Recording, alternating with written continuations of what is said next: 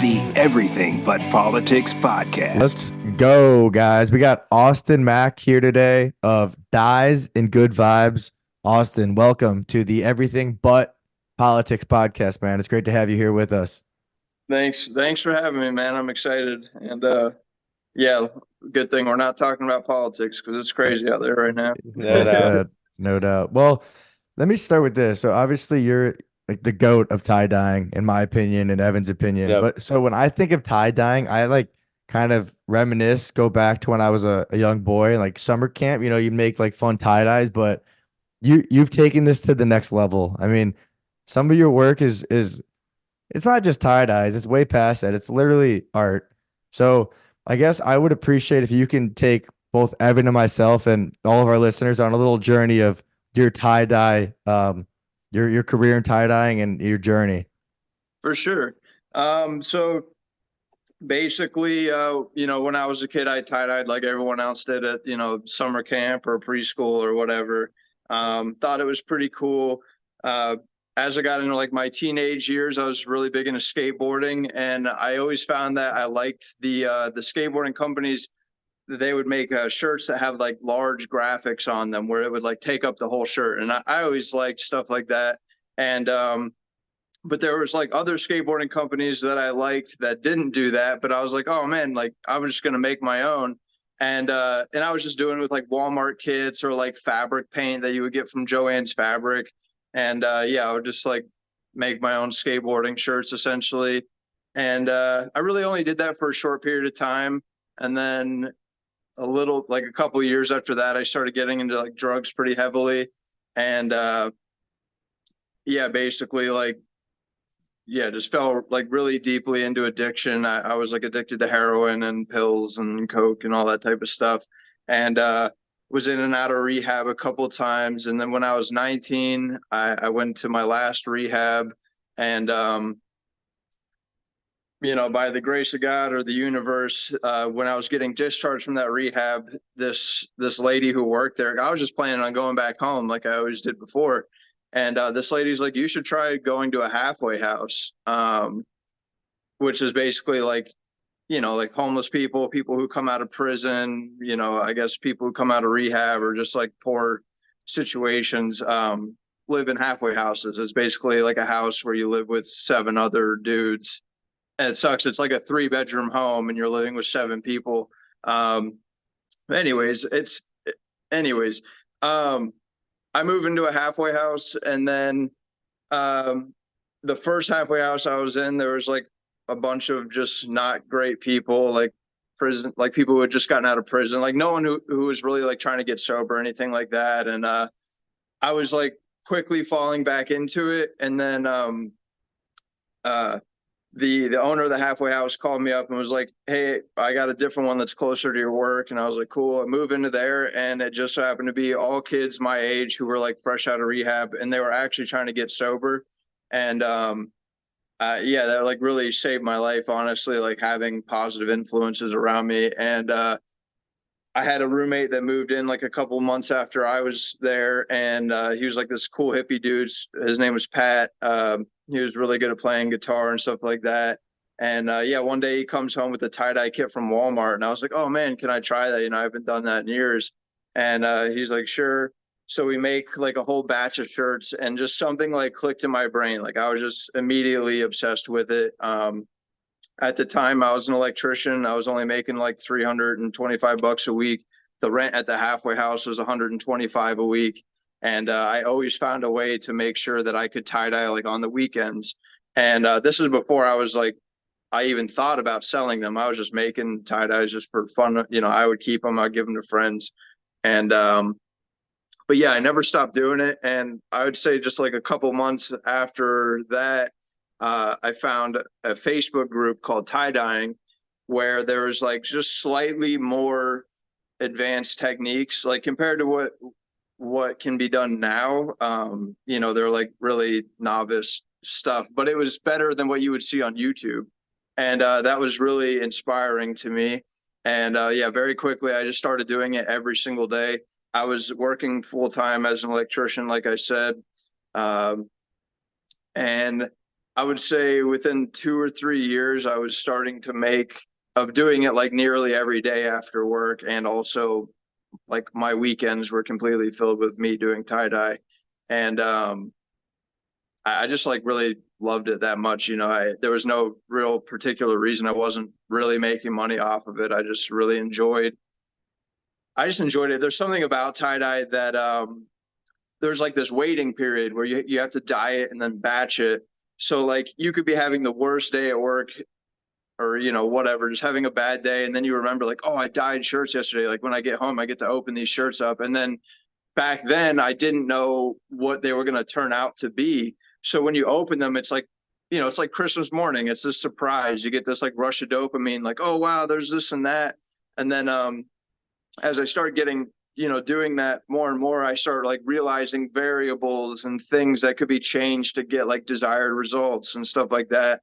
And I had influences. Rob Norwood, he's a tie dyer from Florida. He doesn't tie dye anymore, but he was kind of the one that inspired me to start what I coined as the combo style. So combo style is basically just a combination of like every possible style that I could find or do.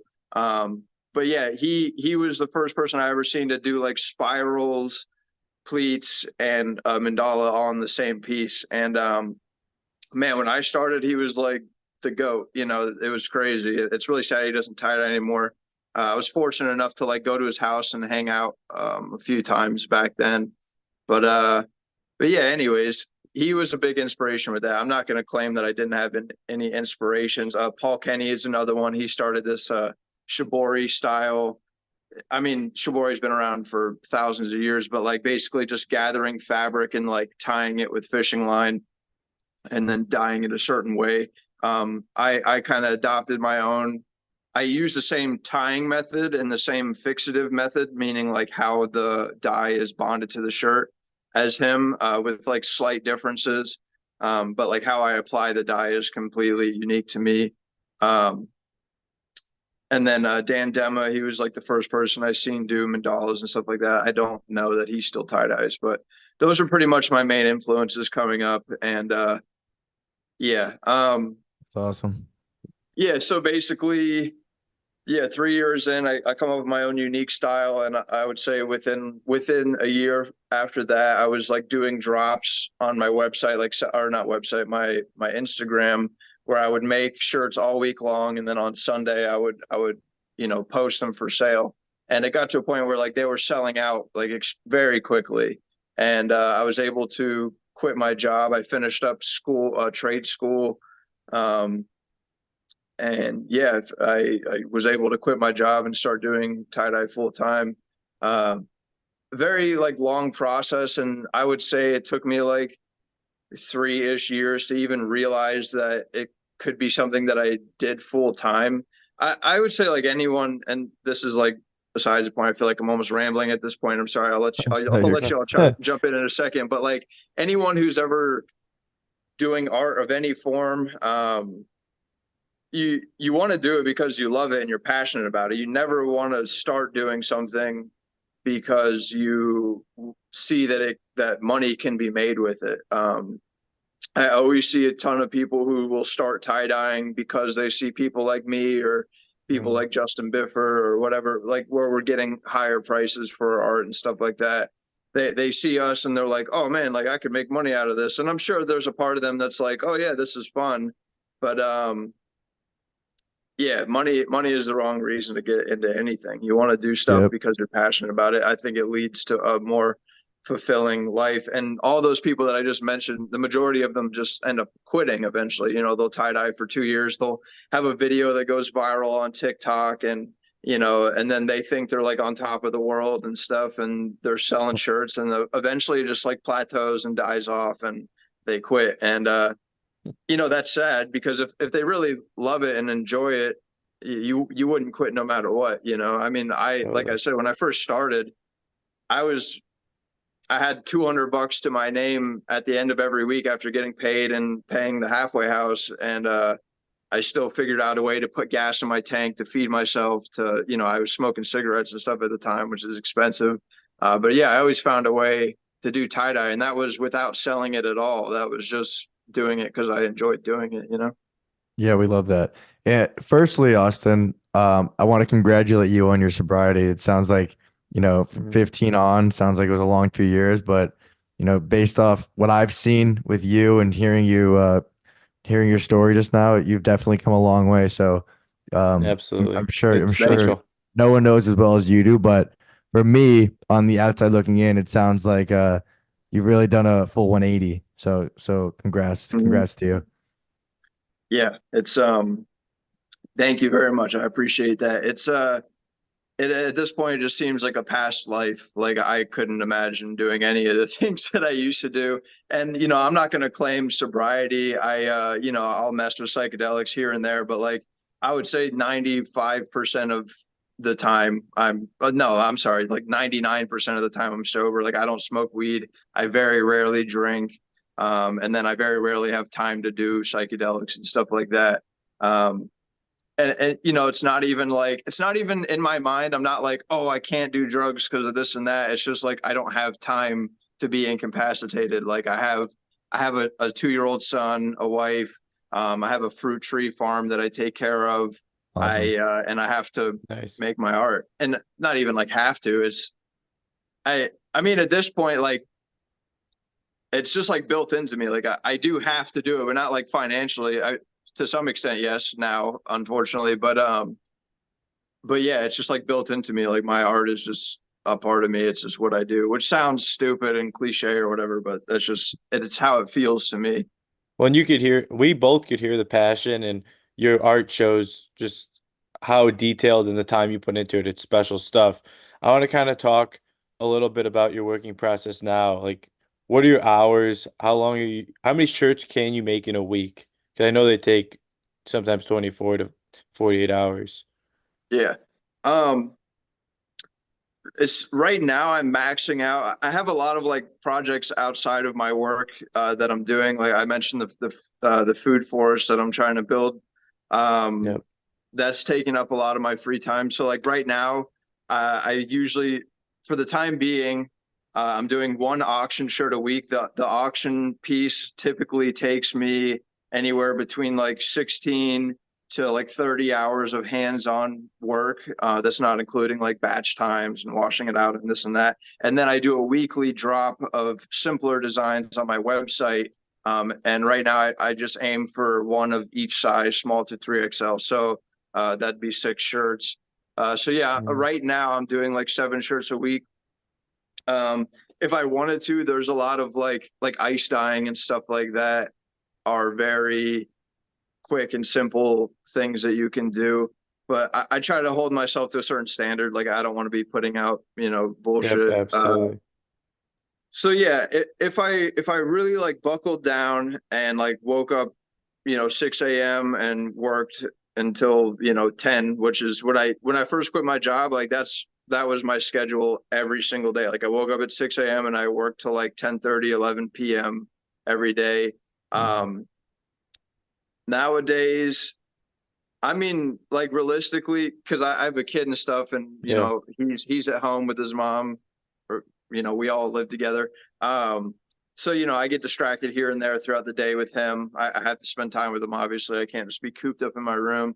Um, but yeah, I would say for the most part, I'm usually pulling in between like 13 to 16 hour days. I'm almost always like working at up until like 1 or 2 a.m. I just finished this piece. I'll be washing it out right after this, actually. It took me two 16-hour days, like full on hands on, like 16-hour days to do. Probably one of the more time consuming pieces I've done in the recent past. Hmm.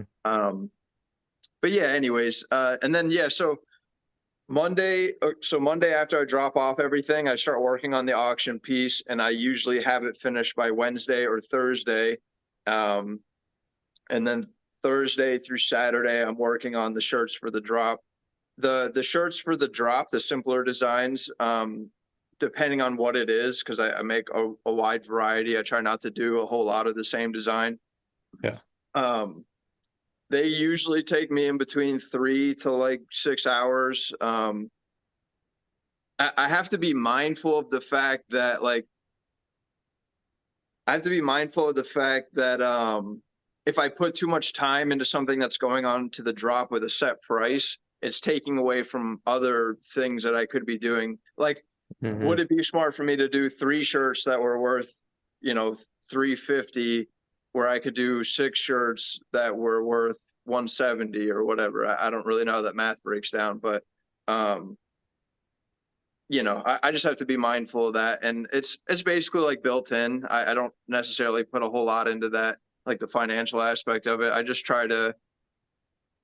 I try to have a consistent supply for people who support my art. So I try to do at least one size, one in Yeah. every size, small to 3XL every week. And also, when I look back at, like I was kind of saying at the beginning, when I was a kid and reflecting like the tie-dye summer camp, but for me with art, I post high school, you have art class, and after high school, I didn't really do much art, and I haven't, unfortunately, but something I do recall from being in art class and working on whatever we were working on is when you are creating something that is artistic and creative, you're extremely present. You're not focusing on, anything else. I'm sure for you, time goes extremely quick when you're working.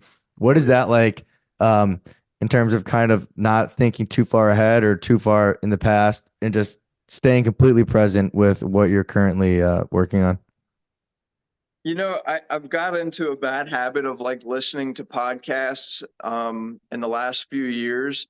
And what podcasts do for me is like it shuts my brain off. So I'm just working. And it's funny because I'm not even really listening to the podcast, it's just background noise. But like because it's people talking, it just like shuts my brain down. Whereas if I'm listening to music or if I'm in silence, I I think like way too much. I would like to get back into listening to music and then just slowly like training my brain to not like trail in certain ways. Because what happens when my brain starts trailing, like then I'm on my phone looking something up or I'm having like these ideas and stuff. And obviously ideas are a good thing, but depending on what Yeah. it is, with having a kid and the food force and stuff, my brain typically nowadays will go towards that. Whereas in the past, like when I first quit my job to do tie dye, I listened to music all day long, and all my ideas would be like tie dye based because that was the only thing in my life. When I hear you talk about music and then look at your art, I'm thinking of like Grateful Dead, Woodstock type of energy, like Led Zeppelin. Do you listen to that kind of music, or like what? Where is the inspiration drawn from? Because so much of a lot of your work is very Grateful Dead-ish. They have Mhm. some crazy work, and as do you. But where do you kind of see yourself, drawing that inspiration from? I definitely listen to a lot of the music from the 60s and 70s. I love the Mhm. Grateful Dead. I listen to like the Dick's Picks, like the live sets from the Grateful Dead a lot. More recently, when I do listen to music, I recently got into gypsy jazz, which is kind of like this abstract, like fast-paced jazz music. Um, Mm.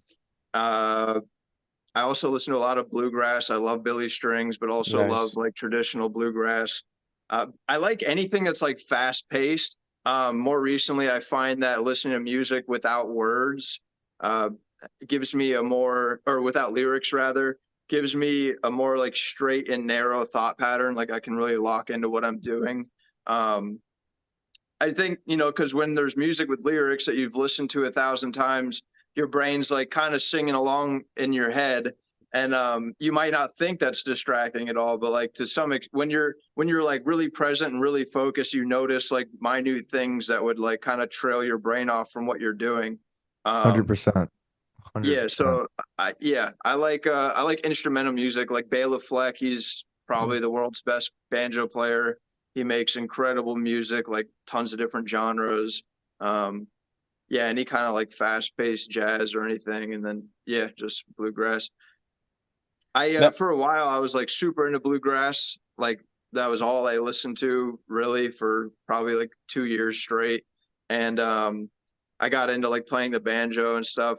I haven't had time for it recently after, my son was born, unfortunately, but eventually when he's older and hopefully I'll be in a position to put mental space back into learning music. It's really interesting. It's like learning a different language. I the way my brain works, I mean, now when I play an instrument, I like the baritone ukulele. It's like a medium size. Like ukuleles are pretty small, and then baritone's slightly larger, but there's only 4 strings.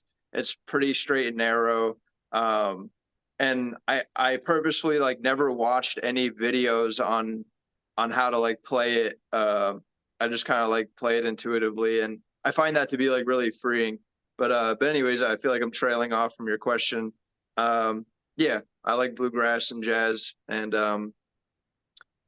I strive to listen to music. It's just sometimes it's hard for me to get in the mood to want to listen to it when I know that like podcast is an alternative to like I just know, say if I'm working and it's like 2 a.m. and I'm like Hmm. halfway through a piece and I'm like, fuck, I'm gonna be working until like 5 a.m. on this thing. Like I'm just throwing on a podcast because it's shutting my brain like completely off, like, and I'm just going into autopilot. And I guess in a way, like I'm fortunate to even be able to do that because I've done tie dyeing like so much that I can just do it without thinking.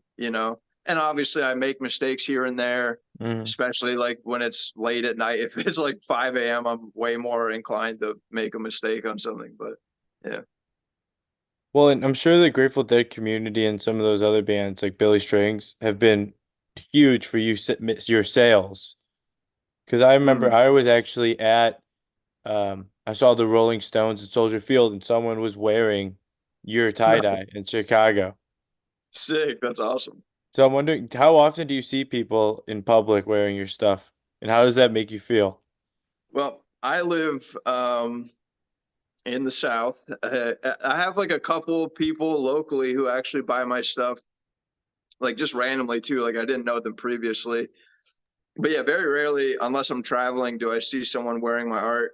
Anytime I go to an event, um, if it's not my tie dye, I'll see somebody else's tie dye where I can like recognize it, which is pretty cool. Um, Sorry, someone's ringing my door. Okay. All right. Yeah, I mean, whenever I go to glass art events or like do demos and stuff like that, I always see people wearing my art, and it's really unique. People will send me like pictures if they're at an event and they see someone wearing one of my shirts.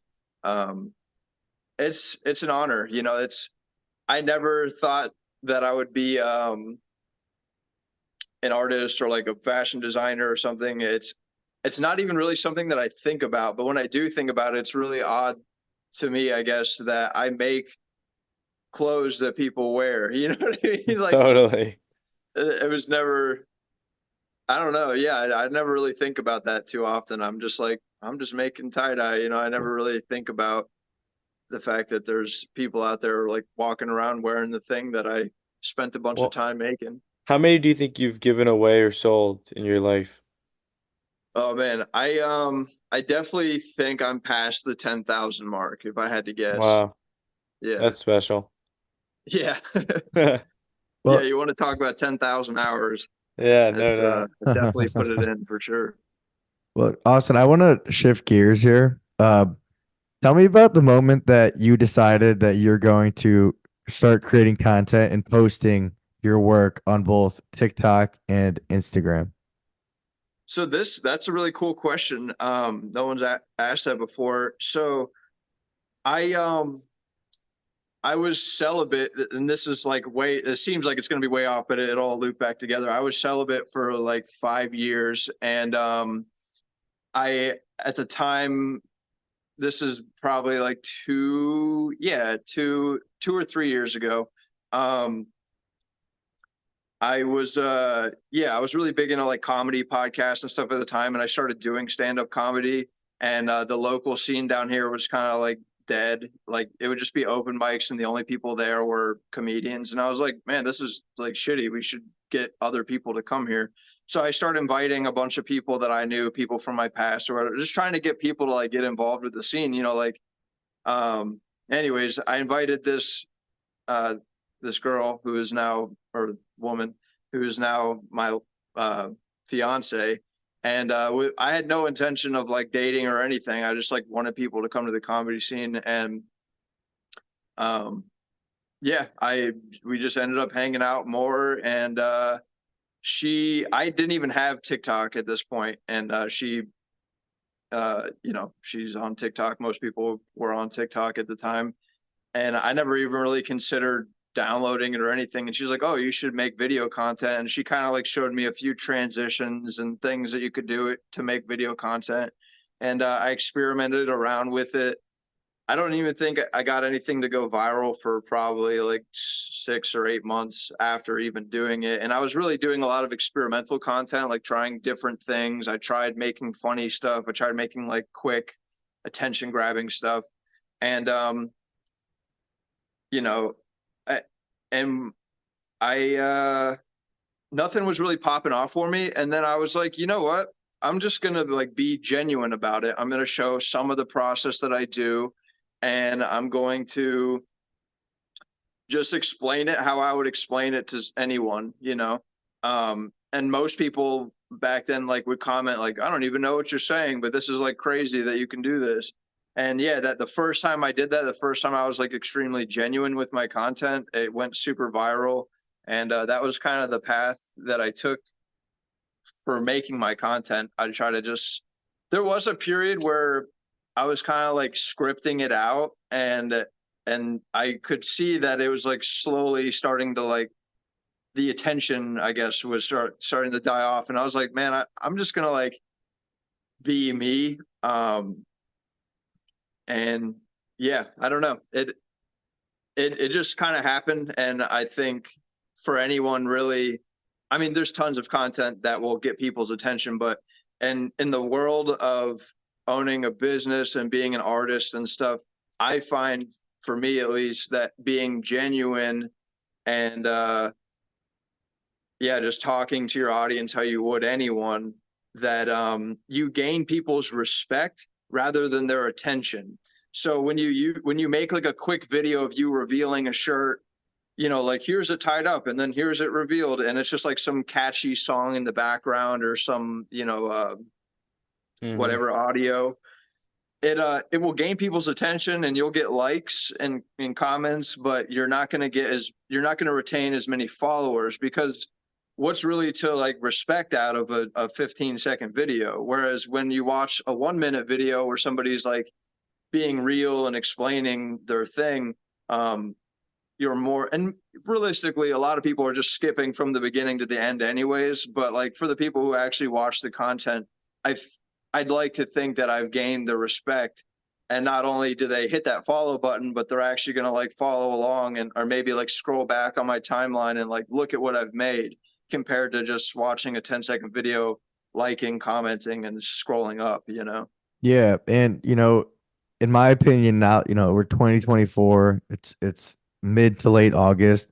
If you're not posting on social media as a business owner, as any type of entrepreneur, I feel like you're automatically getting left behind. I mean, how has your business changed since your social media has grown?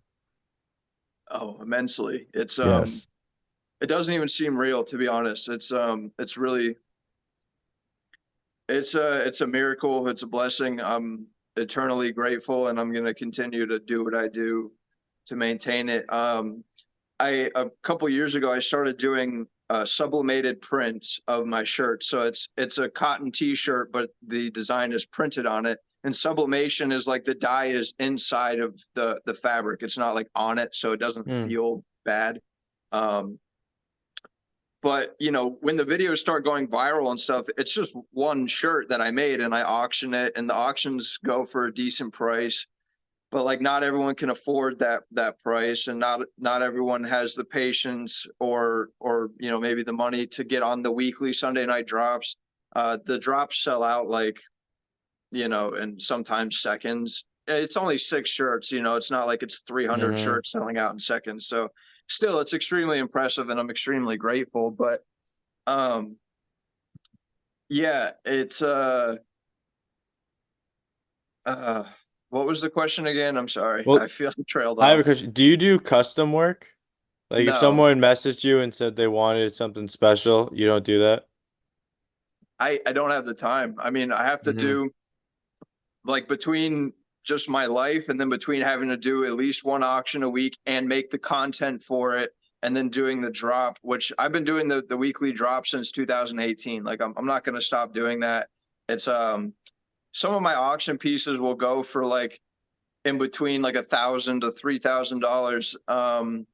And not everyone can afford that, but they still want a hand dyed piece, which is why I do the weekly Sunday night drops, where those are typically in between 170 to 300.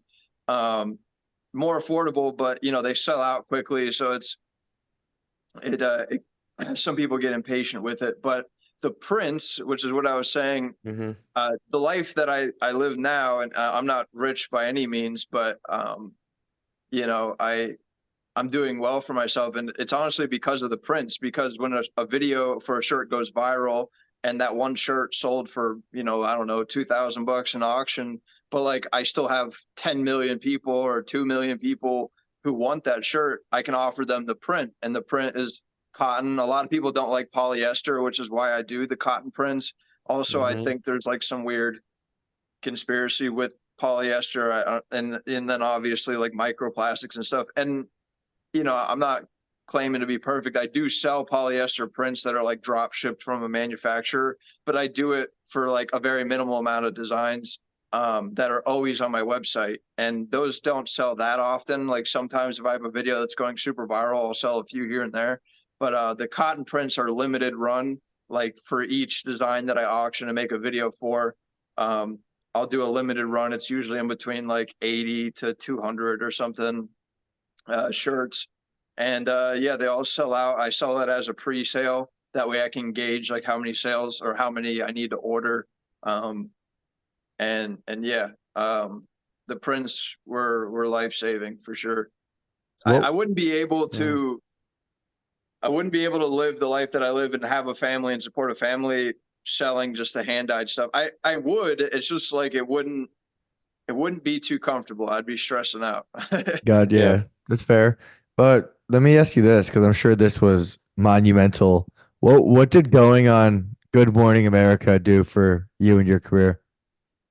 So there was the Good Morning America one, where that one. So there's two of them. There was the Sunday morning show, and then there was a Good Morning America one. The Good Morning America one, they had reached out to me because of the art. And then when I told them my story about like recovery and my addiction and stuff like that, it seemed like they made the whole article about that.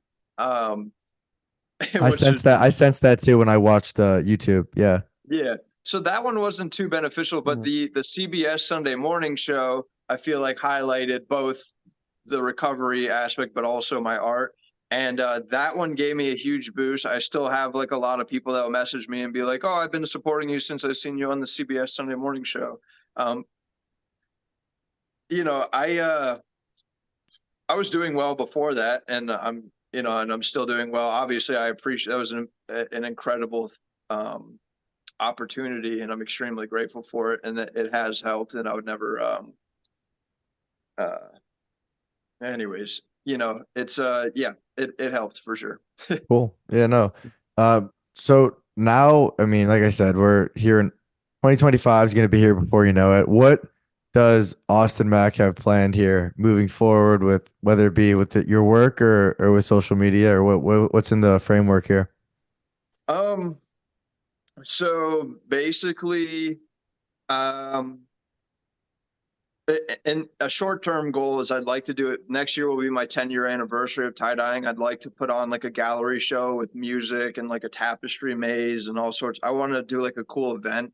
I'll probably do that in like LA maybe, unless I could find a better venue. And then that's a short-term goal. Long-term goal, outside of my art, I'm working on this food forest thing, and it's all completely like regenerative. I'm using the Korean natural farming method. I'd like to start making content for that. I'd also like to get into doing natural dyes, like growing specific flowers and plants and fruits and stuff that I can actually dye shirts with. That would be fun to get into. But yeah, I'd like to start making like possibly educational content for the fruit tree stuff. And then also I want to get a freeze dryer and start selling like my organic freeze dried fruit. I think that I'll slowly incorporate that into my current business if possible. I know there's like laws about that, but I think it's called the Florida cottage law, where you can sell fruits and vegetables from your property, inside the state. It's unclear. It's unclear if it's only inside the state or if you can also do online sales. But anyways, that's like within like a 3 to 5 year goal. As far as my art, I just want to keep learning styles, keep making content, and, keep gaining an audience, hopefully be able to sell more prints, sell, shirts for more money or whatever. I try not to set goals like that financially with my tie-dye. I kind of just try to keep pushing myself forward, like going as hard as I can and just continuing to try to be creative. Because when you start thinking about like money and time frames and stuff, you start stressing out. Whereas if I'm just like this piece I'm about to wash out today, I was just chilling, just standing in the shower, and I thought of the design. I was like, that's awesome. I'll have to figure out how to make that. It's very, very intricate. Definitely check out my my Instagram a little bit later today so you can see that. It's I'm pretty proud of it. If it turns out, I haven't washed it out yet, but and where can our listeners find your work and keep up with your journey? I'm on Instagram. Like that would be the most well informed or well updated platform. I post obviously only TikTok videos on TikTok. I don't really like talk about sales or anything on there. I'll post, my auction shirts, my video content, and my drops on Facebook, but I don't really interact on Facebook a lot. Instagram, I definitely interact the most. If someone wants to reach out to me, please don't reach out. Please don't reach out about custom orders, because I get this all the time. But I have a contact form on my website that you can reach out. And then, I'm on YouTube. I've been doing the YouTube shorts for a while now, and that's been pretty successful. I just got up to 100,000 subscribers like a month or two ago. Congrats. Yeah, that's amazing. Well, Austin, you're the fucking man. We appreciate you joining our show, telling us more about your work and your life. And this is gonna be a good one. Appreciate you doing this, man. Have yourself a great weekend, and we'll definitely be staying connected, keeping up with your work. Sounds good, man. Thank you for the opportunity. I appreciate you. Our pleasure. I'm gonna need a new tie-dye pretty soon. Take care, guys.